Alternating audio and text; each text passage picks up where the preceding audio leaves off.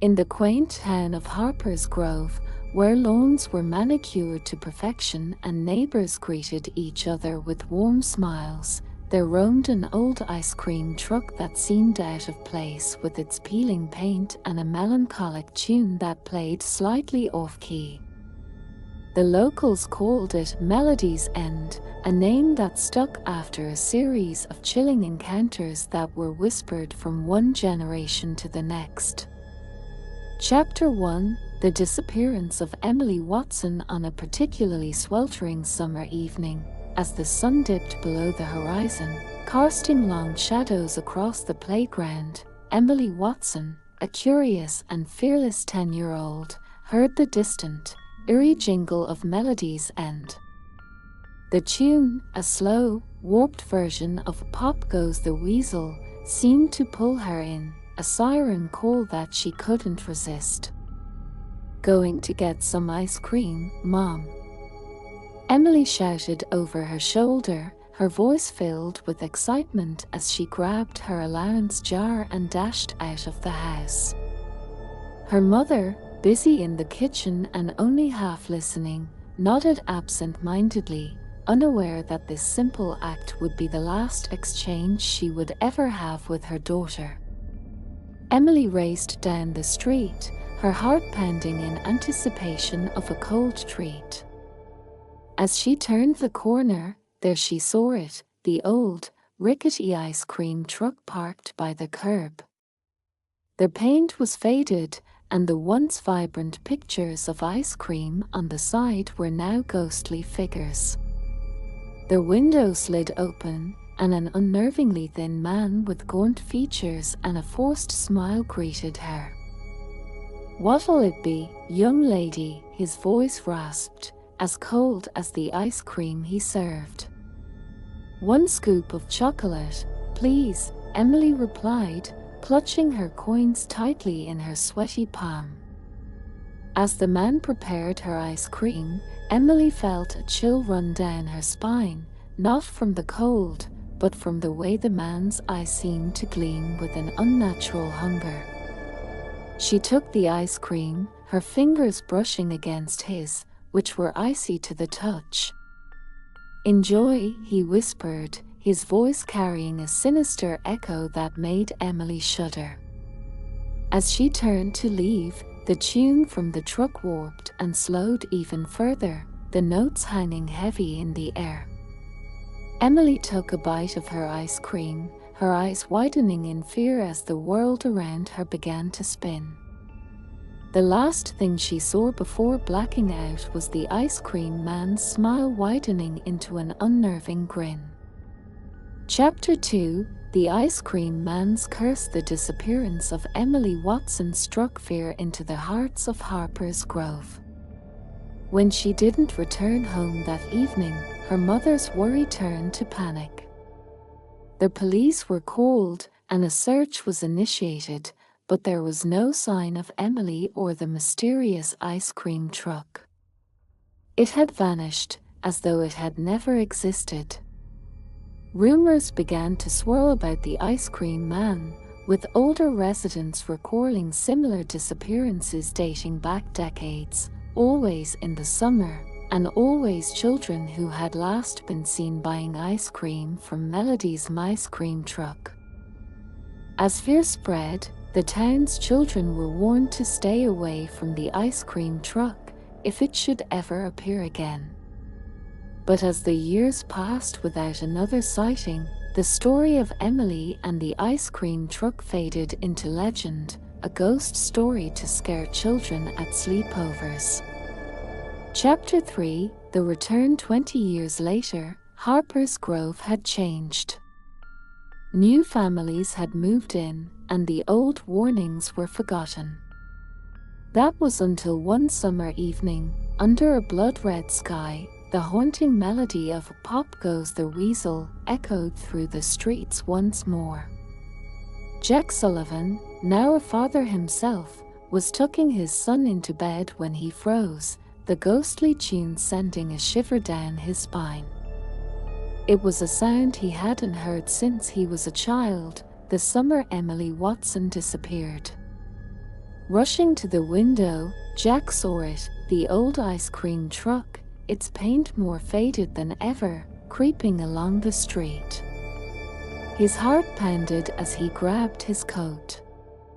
"Not again," he muttered, determination setting his jaw. He was going to get to the bottom of this, to end the curse that had haunted his town for too long. As Jack set out into the night, the truck stopped at the end of his street, waiting, as if it knew he was coming. What secrets did the ice cream man hold? And could Jack save his town, or was he walking into a trap that had been set decades ago? As he approached, the door to the truck creaked open, inviting him in. Jack took a deep breath and stepped forward, not knowing that he was about to uncover truths better left frozen in time. Chapter 4: Into the Abyss. Jack's footsteps were hesitant as he neared the dilapidated ice cream truck. The melody had stopped, replaced by an eerie silence that seemed to swallow up the sounds of the night. The street lights flickered as he approached, casting ghostly shadows on the ground. The air grew inexplicably colder, a mist forming around his feet as he moved closer. He reached out a trembling hand to pull open the truck's service window, half expecting it to slam shut on its own. Instead, it gave way with a mournful squeal, revealing the dimly lit interior. The smell of stale ice cream and something fouler, a tinge of decay, wafted out. Jack gagged but pressed on, driven by a need to find answers. Inside, the truck was a time capsule of horror. Cobwebs draped over the counters and old stickers of ice cream flavors were yellowed and peeling. In the corner was a photo album, bloated with moisture, its pages sticking together. Jack flipped through it, his hands shaking. The photos were old, very old, some black and white, others just faded. Each photo showed a different child, standing in front of the truck, holding an ice cream. Their expressions were hauntingly similar, smiles that didn't quite reach their eyes, eyes that screamed. As he turned the pages, Jack's breath caught in his throat. There, halfway through the album, was a photo of Emily Watson, her smile forced as she clutched her chocolate ice cream, the last picture ever taken of her. The ice cream truck suddenly shuddered, as if coming to life. The temperature dropped further, and Jack's breath turned to mist in the cold air. He heard a whisper, soft and sibilant, like the hiss of the wind through dead leaves. "Join us," Jack spun around, flashlight cutting through the darkness. There was nobody there. Just the endless rows of rusted metal shelves, each holding remnants of a frozen past. He felt a hand on his shoulder and spun again, heart pounding, only to see that he was still utterly alone. Chapter 5: Voices of the Lost. Unnerved but determined, Jack began to search the truck more thoroughly. In the driver's seat, he found a diary, its cover cracked and faded. He opened it to the first page. The entries were written in a cramped, hurried hand, dating back to the 1950s. Each entry detailed the ice cream man's travels, but as Jack skimmed through, a horrifying pattern emerged. Each town the truck visited reported children missing, children who had last been seen buying ice cream. The entries became more erratic, the handwriting degrading into madness. The last entry was different. It was newer, written in a different hand, and it read, "I can't control it anymore. It's not just the truck. It's something else. It's taken over. I can hear them, the children. They whisper at night. They don't want ice cream. They want to come home. But they can't. I'm so sorry. The diary slipped from Jack's numb fingers. He leaned against the wall of the truck, overwhelmed. A chorus of whispers filled the truck, growing louder. They were voices of children, dozens of them, overlapping, some crying, some calling for help, others just whispering his name over and over. Jack, help us. Jack, please, make it stop. The voices were almost unbearable now. Jack clamped his hands over his ears, but it did no good. The voices were inside his head. He felt a pull, a compulsion to drive the truck, to keep the cursed journey going. He fought it with every fiber of his being. Chapter 6, The Gathering Shadows. Jack staggered out of the truck, gasping for air, his mind racing. He needed to understand what was powering this curse, what had bound these children to this twisted metal monster. As he stood there, panting in the cold night air, he noticed something in the truck's side mirror, a shadow, or rather, a multitude of shadows, shifting and whispering around the truck. The ground around the truck was now frosted, the grass crunching underfoot as if it were midwinter. The shadows coalesced into forms, small and childlike. Emily's face appeared among them, her eyes sad and pleading. "Help us, Jack," she whispered, her voice a chilling blend of hope and despair. Jack's resolve hardened. He couldn't leave these souls to suffer. He needed help. He needed someone who understood these dark, paranormal forces better than he did. As he turned to leave, the truck's music box whirred to life again, playing its melancholic tune. Jack knew it was a warning that the story was far from over, and that his journey into the heart of Chapter 7, the seer of Harper's Grove, determined to fight back against the creeping dread. Jack needed guidance. He remembered an old story his grandmother used to tell him about a woman known as the seer of Harper's Grove, an elderly recluse who lived on the edge of town and was rumored to possess knowledge of the supernatural. If anyone could help him unravel the mystery of the ice coast, it was her. Jack hurried through the dimly lit streets, his footsteps echoing in the empty night. He arrived at a dilapidated house at the end of a forgotten road, its windows boarded up, the garden overrun with wild thorns. The house looked as though it had been untouched by time or human hands for decades. He knocked hesitantly on the front door, which creaked open at his touch, revealing a dark, musty interior. "Hello. Is anyone here?" Jack called out, his voice barely above a whisper. His flashlight beam cut through the darkness, revealing layers of dust and cobwebs. "Come in, Jack Sullivan," a voice croaked from the shadows. It was the seer, an old woman hunched over a cane, her eyes bright and piercing in the gloom. "I've been expecting you."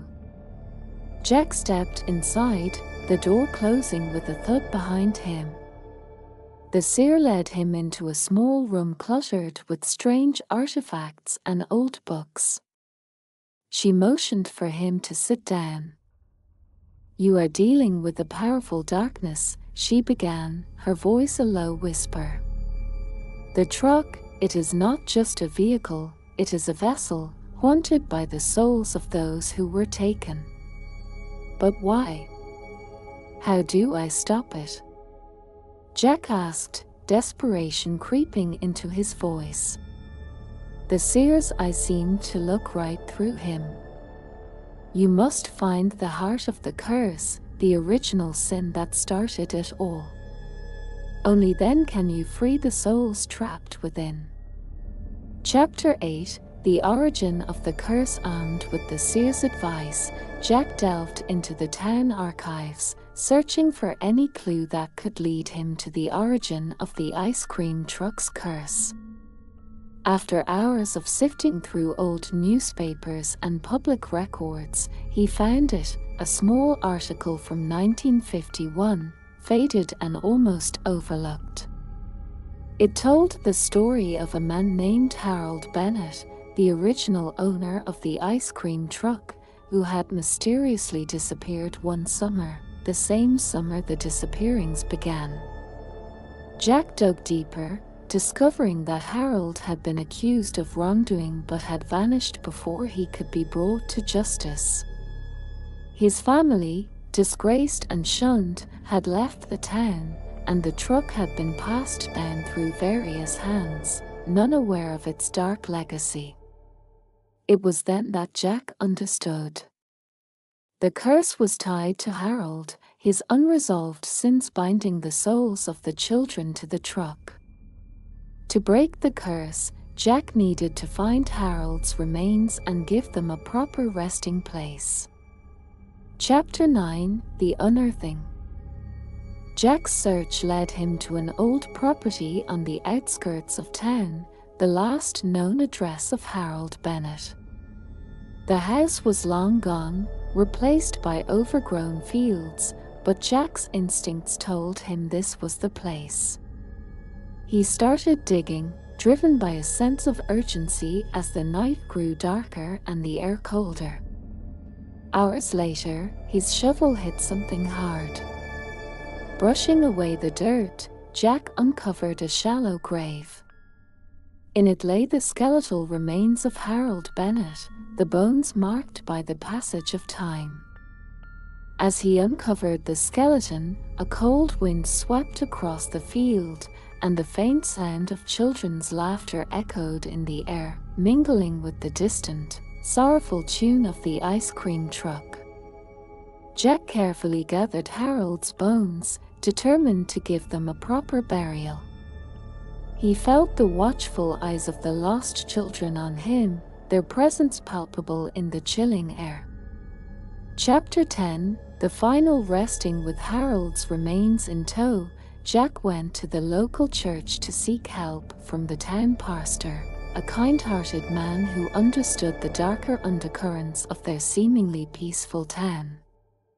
Together, they held a small ceremony to lay Harold to rest, hoping that it would appease the spirits and break the curse. As the first light of dawn touched the horizon, the air around the old ice cream truck shimmered and shifted. One by one, the spirits of the children appeared, their faces no longer twisted in sorrow but peaceful at last. They smiled at Jack, gratitude shining in their eyes, before fading into the morning mist, finally free. But just as Jack began to feel a sense of closure, the ground beneath him trembled, and a deep, menacing laugh echoed around him. The truck's music box sprang to life once more, louder and more discordant than ever. Jack turned slowly, his heart sinking as he realized the truth. The curse was not tied to Harold alone, but to something. Chapter 11, The Darker Truth. Jack's realization sent a shiver down his spine as the laughter continued to echo through the still morning air. The truck, despite the resolution of Harold's story, remained bound to a deeper, darker entity, its presence now undeniably powerful and menacing. As Jack stood there, the sun's first rays did little to warm him against the chilling atmosphere that had quickly descended again around the truck. It seemed that freeing the children's spirits had only stirred whatever darker force had been lurking beneath the surface all along. Resolute yet fearful, Jack knew he couldn't leave this mystery unsolved, not when it had grown so much larger and more dangerous than he'd anticipated. He decided to return to the seer, hoping her wisdom would shed light on this new, frightening development. Chapter 12. The seer's warning. The old woman was waiting for him, her expression grave. "You have done well, Jack, but I feared it might come to this," she said as he entered her dimly lit abode. Her eyes seemed to flicker with the shadows that played across her walls, cast by the flickering candlelight. "What is it? What am I dealing with?" Jack demanded, his patience fraying with the growing threat. "It's not merely a spirit or a curse," the seer replied slowly, measuring her words. "What you've encountered is an ancient entity, one that feeds on sorrow and despair. It used Harold and his misdeeds as a gateway into our world, but it has grown beyond him now." Jack felt a chill as he absorbed her words. "How do I fight something like that?" he asked, his voice barely a whisper. The seer handed him an old, leather-bound book. "This contains knowledge of the old ways, rituals that can contain or banish such entities. But be warned, Jack. This path is fraught with peril. You will need strength and allies." Chapter 13. Gathering forces. Knowing he couldn't face this entity alone, Jack reached out to others in the town who had experienced or knew of the paranormal activities associated with the ice cream truck. One by one, they gathered in his living room, a mix of old and young, each with their own tale of eerie music and fleeting shadows. Together, they pored over the book the seer had given Jack. It was filled with arcane symbols and rituals, some of which required items that seemed almost impossible to find. They divided the tasks among themselves, each person responsible for gathering a specific component needed for the ritual. As they worked, the air in town grew heavier, as if anticipating the confrontation that was brewing. Shadows seemed to linger longer than natural, and the off-key jingle of the ice cream truck became a constant background noise, unrelenting and increasingly unsettling. Chapter 14. The ritual of binding. After days of preparation, the group was ready. They chose the old field where Jack had found Harold's remains as the site for the ritual. It was an area steeped in the history of their town's darkest chapter, making it a potent site for their attempt to bind the entity. Under the light of a waning moon, they formed a circle around the ice cream truck, which had mysteriously appeared in the center of the field. Each participant held a candle, the flames flickering in the gentle night breeze, casting quivering shadows across the ground. Jack began to recite the incantations from the book, his voice steady despite the palpable tension. The air around them thickened, and a low hum began to resonate, as if the earth itself was responding to their call. As Jack reached the climax of the ritual, a sudden gust of wind extinguished the candles, plunging them into darkness. A scream tore through the night, not from any of them, but from the entity itself, angry and terrified of being banned. Chapter 15. An uncertain victory. The darkness was impenetrable, each member of the circle clutching their neighbor's hands tightly, united in their final stand. Then, as suddenly as it had started, the screaming stopped, and the wind died down. Dawn was breaking, the first light of the day creeping over the horizon, dispelling the night's horrors. Tentatively, they lit their candles once more, the flickering light revealing that the ice cream truck was gone, as if it had never been there. Relief washed over them, mixed with an exhaustion that sank into their bones. But even as they celebrated their apparent victory, Jack felt a nagging doubt. The entity had been powerful, ancient, and now enraged. Had they truly managed to bind it, or had they only incited it to retreat temporarily? As the group disbanded, promises to stay alert and connected, Jack looked out across the field, the sunrise casting long shadows that seemed to whisper of darker things yet to come. Chapter 16, The Silence and the Shadow. As the days passed, a deceptive calm settled over Harper's Grove. The absence of the ice cream truck's haunting melody brought a temporary peace, but it hung heavy with unspoken fears.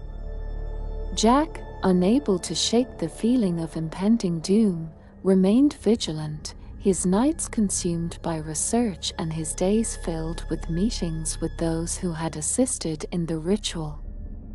Chapter 17, Whispers in the Walls. It wasn't long before strange occurrences began to manifest again.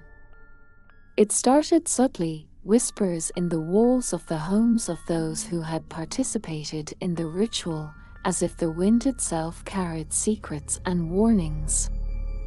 These whispers grew louder at night, forming coherent sentences that chilled the bones of the hearers. Ice returns. They murmured, the frost consumes. These messages, unsettling and cryptic, drove the group to reconvene at Jack's house, seeking solace in numbers and planning their next course of action. Among them was Claire, a young librarian who had been deeply affected by the ritual. She brought with her an ancient text she had found hidden in the library's archives, its pages yellowed and brittle, but potentially useful. "This might help us," Claire said, her voice trembling as she laid the book on the coffee table. "It speaks of a veil of winter, a metaphysical barrier that can trap such entities within its frosted embrace." The group pored over the text, their eyes wide with a mixture of fear and hope. The ritual it described was complex, requiring rare artifacts and a profound personal sacrifice from those who dared to perform it. The stakes were higher than ever. Chapter 18, The Gathering Frost. As they prepared for the new ritual, the town itself seemed to react. A cold snap hit Harper's Grove, frost appearing overnight on windows and plants, lingering in the air with an unnatural chill. The residents, unaware of the true cause, bundled up and remarked on the early arrival of winter. But Jack and his group knew better. The entity was making its presence felt, fighting against the bindings they had placed upon it. It was a show of power, a demonstration that it would not be contained easily. One evening, as Jack was walking home from a meeting, he noticed that the frost patterns on the windows of the houses he passed seemed to form symbols, runes like those in the ancient book Claire had found. They glimmered under the streetlights, sending a shiver down his spine. "This is a warning," he muttered to himself, quickening his pace. Chapter 19, The Rune of Ice. At their next gathering, Jack brought up the runes he had seen. Claire, with her expertise in ancient languages, confirmed his fears. "These are not just warnings," she explained.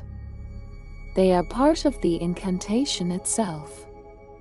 The entity is using its power to etch the spell into the town, into its very foundation. If we don't act soon, it could free itself completely." The group agreed that it was time to enact the Veil of Winter ritual. They gathered the required artifacts, each one an heirloom or relic steeped in personal history and emotional significance, making them powerful symbols for the ritual's success. As they prepared the ceremonial ground, a heavy snow began to fall, blanketing the town in white. It was beautiful yet ominous, as if nature itself was aligning with the forces they sought to contain. Chapter 20, The Veil of Winter. The night of the ritual was the coldest yet, the air biting and dry as the group formed a circle in the snow-covered field, the same place where they had bound the entity before. The wind howled around them, carrying echoes of the children's voices, a reminder of what was at stake.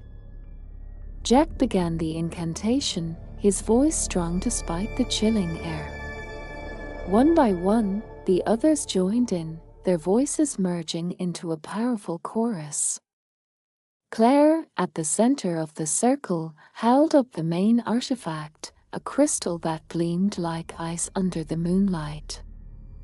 As they chanted, the snow around them swirled, forming a vortex that seemed to pulse with energy. The crystal in Claire's hands emitted a blinding light, and the runes that had appeared around town glowed in response. The energy built to a crescendo, the wind screaming like the wail of a banshee, until suddenly, everything stopped. The snow fell gently once more, and the night was silent. They waited, breaths held, wondering if they had succeeded. The cold had intensified, and the air felt different, thicker, as if they were standing behind a veil. Jack looked around at the exhausted faces of his friends, their eyes wide with hope and fear. They had done everything they could. Now, all they could do was wait and watch, vigilant as ever, to see if the winter they had called upon would hold the darkness at bay. Chapter 21, The calm before the storm. In the weeks following the ritual, a heavy silence enveloped Harper's Grove. The town, blanketed under a thick layer of snow, seemed suspended in time, caught between the normalcy of everyday life and the eerie calm that followed their desperate bid to contain the ancient entity. Jack and the others watched and waited, their nerves frayed, knowing that the true test of their efforts had yet to reveal itself. Chapter 22, Shadows under the ice. Despite the apparent success of the Veil of Winter, the darkness was not idle. Beneath the serene and frosted exterior, shadows stirred, whispering across the icy layers that coated the town. These whispers grew more insistent, more coherent, carrying messages that chilled the soul. One frigid evening, as Jack walked past the frozen pond where children once played in warmer months, he saw figures moving under the ice. Dark, indistinct shapes swirled in the murky depths, their movements synchronized with the haunting whispers that no longer needed wind to carry their eerie messages. Jack realized with horror that the entity was not just contained, it was adapting, finding new ways to communicate, to influence, to terrify.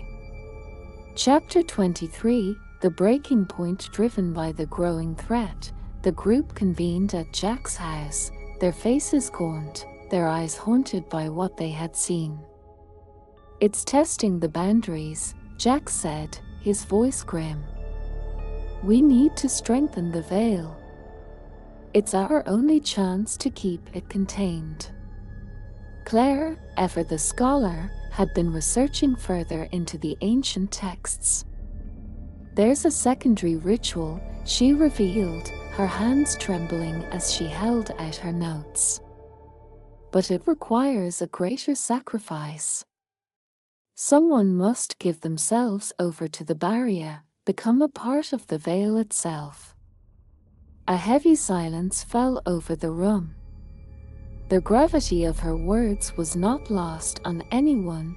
This was a one-way journey for whoever chose to make the sacrifice. Chapter 24, The Volunteer. After much discussion, and with a heavy heart, Michael, one of the younger members of the group, stepped forward. "I'll do it," he said, his voice steady but his face pale. "This thing, it took my sister years ago. I haven't had a moment's peace since. Maybe this way, I can make sure it never hurts anyone else." The group protested, but Michael was adamant. They prepared for the ritual with heavy hearts, each person wrestling with the gravity of the decision. Michael spent his last days visiting places he loved, saying silent goodbyes, his bravery veiling the terror that gripped his heart. Chapter 25, the final stand. On the night of the ritual, the group gathered once more in the field, the moon casting a silvery glow over the snow-blanketed ground. The air was bitingly cold, each breath a plume of frost. They formed the circle around Michael, who stood resolute at the center, his eyes closed in quiet resolve. Jack led the incantation, the words more potent and desperate than ever. As they chanted, the wind rose, howling like the cries of the damned, the snow swirling around them in a frenzied dance. Michael's figure seemed to blur, becoming part of the very air, the very essence of the barrier they strengthened. As the final words of the ritual were spoken, a brilliant light burst forth from the center of the circle, enveloping Michael and shooting skyward. When it faded, he was gone. The barrier was sealed, stronger and more stable, but at a terrible cost.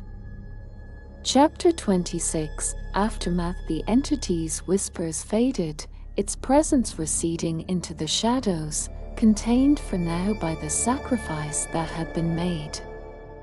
Harper's Grove returned to a semblance of normalcy, but the scars of what had transpired were etched deep in the hearts of all who had been involved. Jack, forever changed by the events, took up the mantle of guardian of the veil, dedicating his life to ensuring the barrier held and that no other shadows threatened his town. He visited the field often, speaking to Michael, hoping his friend could hear him on the other side of the barrier. As winter gave way to spring, and the ice melted into water, Jack knew the peace might be temporary.